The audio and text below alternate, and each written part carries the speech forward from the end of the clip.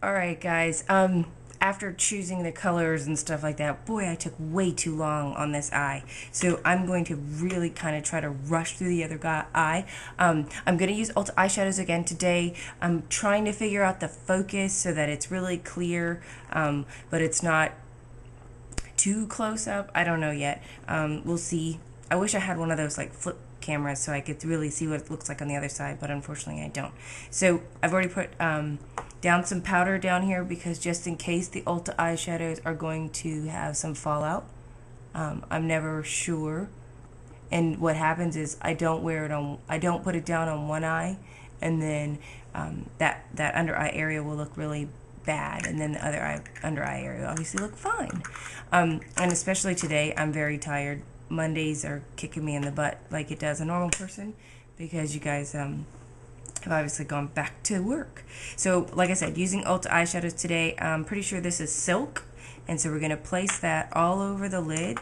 I am going to use some new brushes that I just got, if I can find them, from their Studio Tools or Target eyeshadows, or eyeshadow brushes. Actually, I'm only going to use one today. I'm going to evaluate the other one later.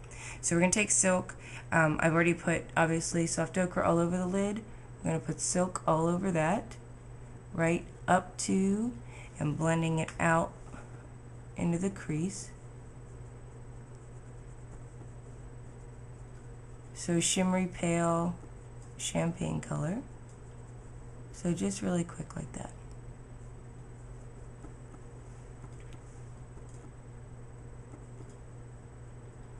So this is the Studio Tools medium eyeshadow brush. It's rather dainty feeling. It's really cute. I don't know, it was $2.99 I think, so totally worth it. Alright, next I'm going to go into Taupe.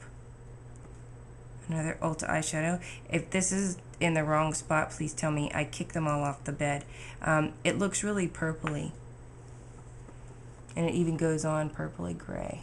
So if it's not really Taupe, somebody let me know. Because it's right next to Cognac, and so maybe they're swapped with each other. I don't know. So anyway, so we're going to hit this on this inner third, and we start right at the tear duct and brush it up and into the Silk. Okay, then next I did it on top so that it would be a little diffused, so it's not too strong. The contrast isn't that much. I'm going to repeat in the opposite direction along the outer third, moving in, and I'm just going to build this color up just a little bit darker because of that inner tear duct. You got to be a little careful. That can cause my eyes to suck in. I'm going to apply this right into the crease. See, the color is going to go right into the crease. And then I'm going to take my 217 and I'm going to blend that sucker out.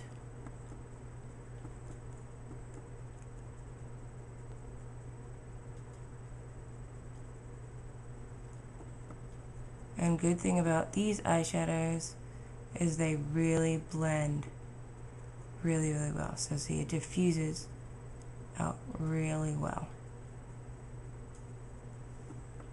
Alright, so next thing I'm going to go back in and use my ULTA pointed crease brush, and I'm going to go into Galaxy. And Galaxy is a shimmery black. Unfortunately, that palette did not come with a matte black, and if it did, that's what I'd be using. Default would have been Carbon, but I was trying to stay inside all the ULTA eyeshadows.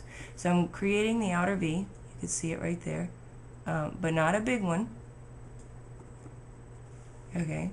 Because I don't want it too defined. I'm not going for super drama. It's shimmery enough.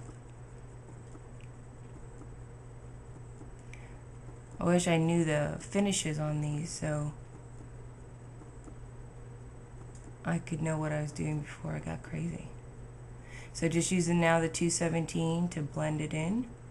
Just trying to darken it up on the outer side. Okay. So next what I did is I used the 1/2 inch Low Cornell, and I went back into the NYX palette and I used highlight again. Now, if you have Camel, which was in that 88 piece palette, or if you happen to have Camel by ULTA, then that would work also. That's a neutral, or a pale matte, almost butter colored eyeshadow, so it would work just as well. Okay, so now I'm going to do a lower lash line. I'm going to do it a little different than I normally do. I'm going to go into the dark color first and apply that on my outer 4th to outer 3rd. Normally I do this last, but I want this to be diffused a little bit, and it's easier to do it in this direction. Now I'm going to go back up here, up into this upper lash line. First I applied it with the brush flat, and then I'm going to turn the brush sideways so that I can blend it upwards. And that's just to define the lash line. So now I'm going to go into the taupe, same brush, didn't even clean it off, and I'm going to apply it on the top of that and then across the lower lash line. Now I didn't put the silk down inside the lower lash line here. I felt it might be a little much.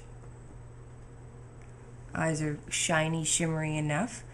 So now that's the eye. I'm going to go put on my liner, my mascara, blush, and my lips, wipe off the powder, and I'll be back to talk about the rest, okay? Alright, unfortunately that took more than 3 minutes and the camera turned off. But anyways, Wet n Wild gel liner, Voluminous, L'Oreal Voluminous Carbon Black Mascara.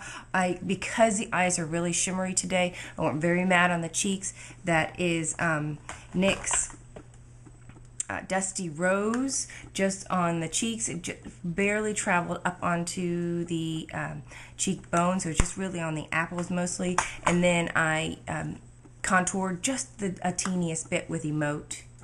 With Sculpt by MAC. Most people use Emote. On the lips, I like these a lot, you guys. This is called Cool Nectar by Neutrogena. It's like a lip gloss with tint. It's like a really soft lipstick.